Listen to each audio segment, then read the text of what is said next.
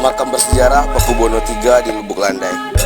Dusun Lubuk Landai merupakan salah satu dusun yang sangat tua yang terletak di Kecamatan Tanas Penggalintas, Kabupaten Bungo, Provinsi Jambi.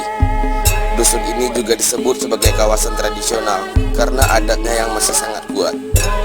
Kemudian bangunan tradisionalnya masih terlihat dan peninggalan sejarahnya masih menjadi kebanggaan masyarakat Lubuk Landai sendiri.